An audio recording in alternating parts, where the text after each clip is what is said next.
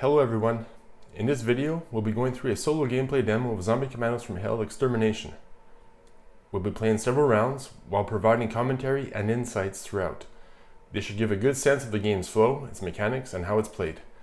We assume you already have an understanding of the game's rules and base concepts, as we've gone ahead with setting up the play area and the player deck. We are now ready to play, so let's get started.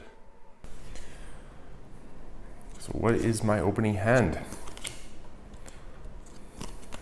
Not bad, at least I have arranged zombie militant. And what comes out for the factions? So Secret Quebec and First Colony. So what can I do here? So just to mention that one of the things about First Colony is that they have multiple range units, sorry. And they tend to become quite hard to deal with as they get more and more in play and become stronger. So what can we do? So I think probably the best thing to do right now would be to use these two brain dead against the Secret City Vanguard and eliminate him. So he eliminates one of my brain dead zombies, so that goes to the pile here. This goes into my discard pile, and he goes to his discard pile, elimination pile. So I won't be using him this round. So at the end of the round, we pick a new hand, and I have 3 brain dead zombies. And what comes out for the factions? All right, so we have Secret Quebec and Wasteland Raiders. So, I think I'm going to deal with the Secret City Agent. So I'm going to assign an attack group of 2 brain dead zombies, and they are eliminated, and the card is eliminated. So because the card is of value 1, I get to pick a power level 1 card. A Zombie Witch, that'll be useful. All right, so this is not used for this round, and we have ourselves a Zombie Scout, a brain dead zombie, and a Zombie Militant. All right. So what comes out for the factions? We have Chef Fausonnier, and we have the Bioscientist. So obviously I don't have enough power in my cards to deal with that, but I can use this playability from the Zombie Scout, so let's do that. So I'll put this into my discard pile, and I'll draw 2 other cards. So a Zombie Witch and a Brain Dead Zombie.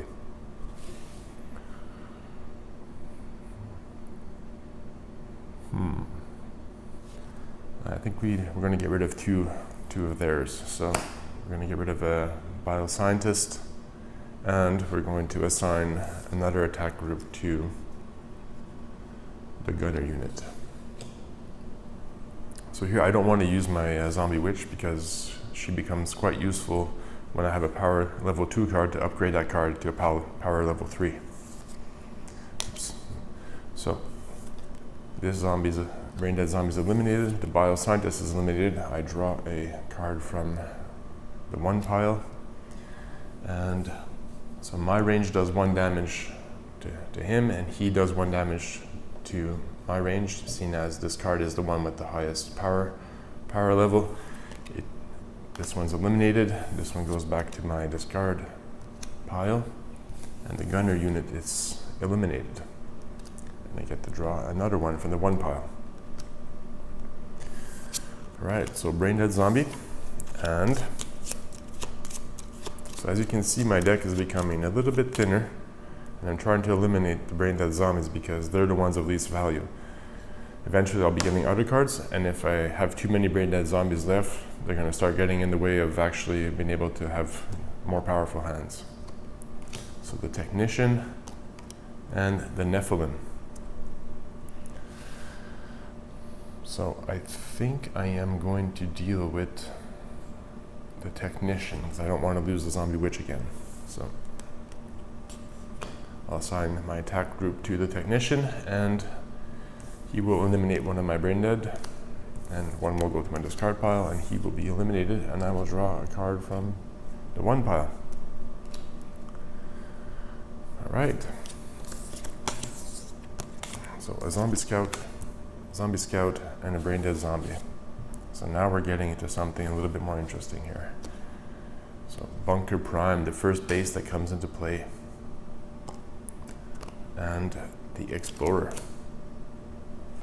All right, let's see what we can do here.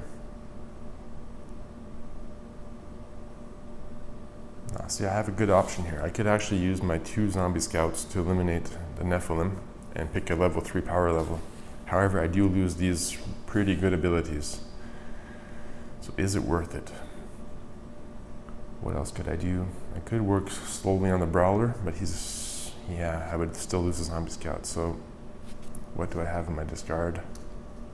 I would get to pick 2 other cards if I were to use his playability. I think I'm going to go for the Nephilim. So I'll assign my 2 zombie scouts for him. He eliminates my 2 zombie scouts. And I eliminate the Nephilim. So I get to pick a power level 3. All right, so an ultra zombie, that'll be really useful. Good.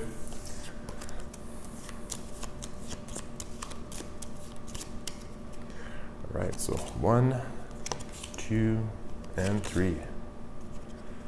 I guess I didn't get my ultra zombie.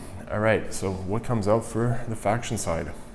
Another card for Secret Quebec and another Explorer. So they're becoming a little bit more powerful because of the base that's in play here. They actually are 3/4, 3/4 plus their range. So they're not that easy to get rid of. So I think we're going to go for the Brawler.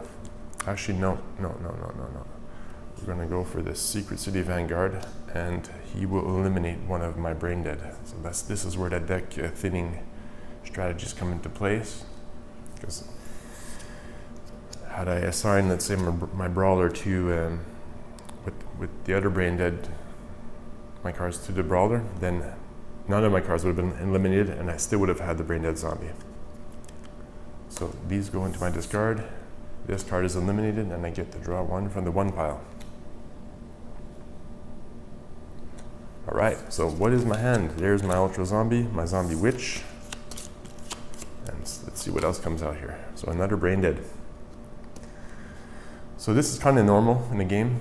So after the initial hand of 8 cards, you kind of, depending on how you play, obviously, but if you play to eliminate the Brain Dead zombies, your cards will go down a little bit, and then they'll start going back up, and then you'll have to be kind of choosy and strategic in which ones you get rid of in order to get higher power level cards and kind of build up your curve. And then as the game goes on, you might start having more power level ones because you'll be eliminating cards. So there's some strategy and thinking that goes behind that aspect of the game.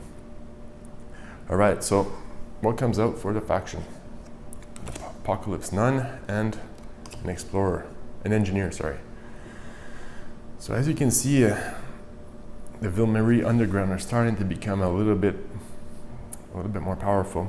Quite a few cards, and as you know, if we get to five cards in play for a given faction, you actually end up losing the game. So we will be addressing them. Let's see what we can do. I think we can go ahead and get rid of. Let's get rid of the Explorer with the Ultra Zombie. I don't want to lose my Zombie Witch yet, because see, there's a power level 2. I'll be getting the power level 2 card, and I'll be able to use her to upgrade that card to a power level 3. So we'll just stick with this for this turn. So my card is not eliminated, his card is eliminated, and I get to pick a power level 2. All right. So this goes into my discard pile, and I draw a new hand.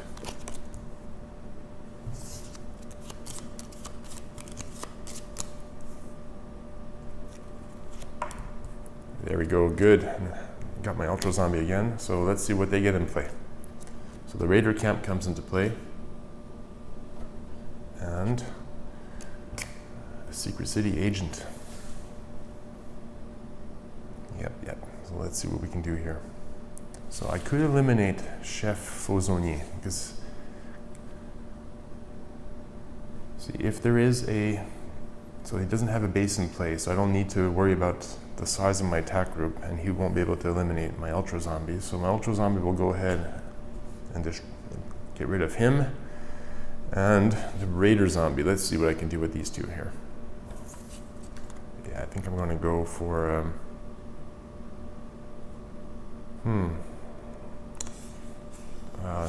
Apocalypse Nun.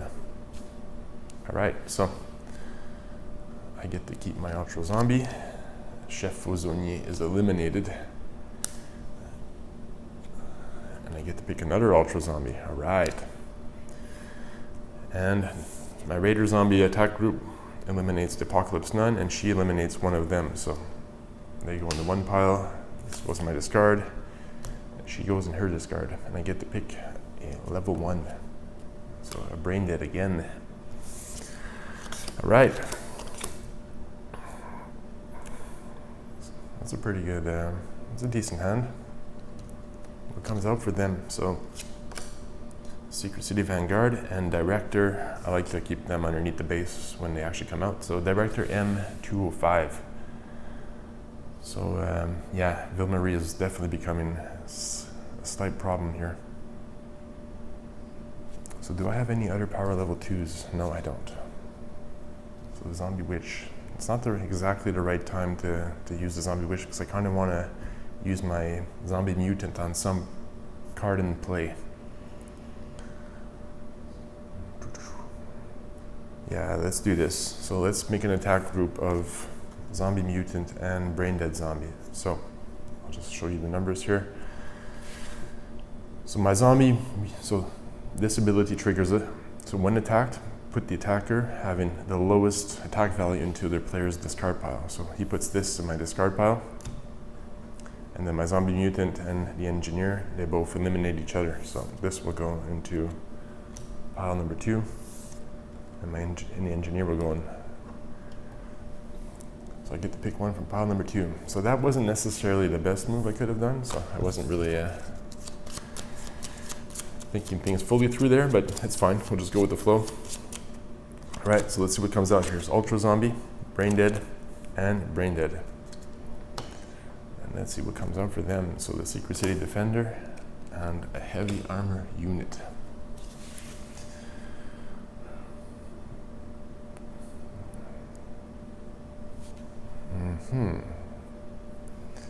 Alright. So I can't attack the leader until I get rid of the other people in play. So I think I'm going to go after the Explorer. So I'll assign my Ultra Zombie to the Explorer, and I kind of want to get rid of my Brain Dead Zombies, so I'm going to assign them to the Secret City Agent. So this survives, goes into my discard. The Explorer is overwhelmed by the Ultra Zombie. He gets eliminated. I get to pick a card from this number 2 pile. My 2 Brain Dead get eliminated, and the Secret City Agent gets eliminated, and I get to pick a card from the 1 pile. All right, a Zombie. That's pretty good for number 1. So let's see what I have here: Zombie Witch, Ultra Zombie, and a Zombie Cyborg.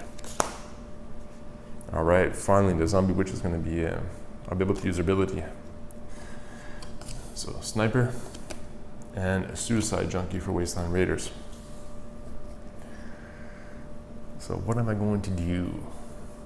Yeah, so Director M205 is, it's kind of hard to kill because I can't assign my Ultra Zombie to him because he's going to put him back into my discard pile. So I think I'm going to have to wait on that.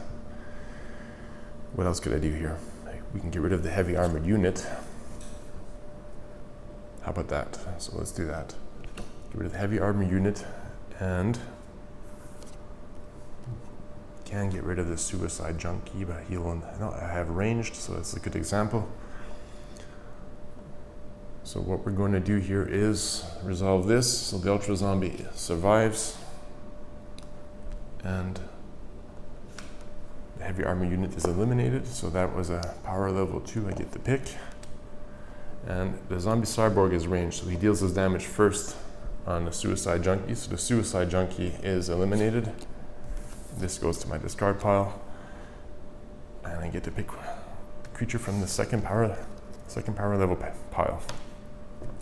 So now I'm going to use my zombie witch. So I'm going to use her playability. So I'm going to eliminate a card from my discard pile. So let's go with the zombie captain. So the zombie captain is eliminated. The zombie witch is eliminated, but I get to pick a card that's one level higher than the zombie captain. So level 3, so I get to pick a zombie.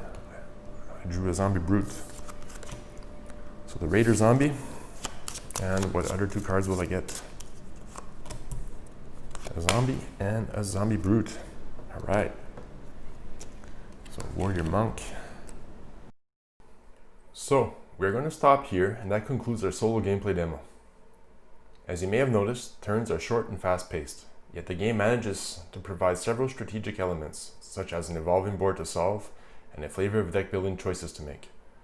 In our opinion, it offers good replayability either in solo play or with a group of friends.